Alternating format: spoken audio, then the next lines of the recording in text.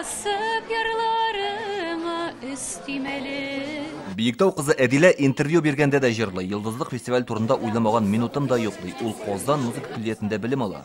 Бу бәйгедә 4нче ел рәттән катнашып приз урыннар яулаган. Быел ул зона этабының җиңүчесе. Карантин вакытында ук бу елга репертуар сайлый башладык. Безнең өчен, минем өчен созвездие ул гомумән бер тормыш кебек.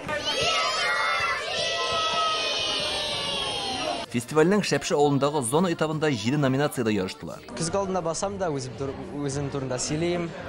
Төрле ситуациялар үземә тәкъдим итәм. Беренче тапкыр фестивальгә 2нче класс вакытында килдем. 8 яшьтә. Менә хамада бирим. Элегрәк менә конкуренция дигән әйбер әзрәк булса, хәзер инде ул чөнки балаларның вокалга игътибары күбәйде. Яшь талантлар Теләче, Сабы, Арча, Балтач, Әтнә, Биектау һәм Күкмара районнарыннан килгән.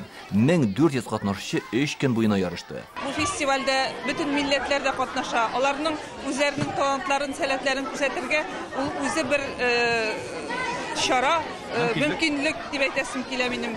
Безнең балаларыбыз бик талантлы. Минем уйлавымча, менә спортсменнар 4 ел Олимпиада уеннарын көтәләр.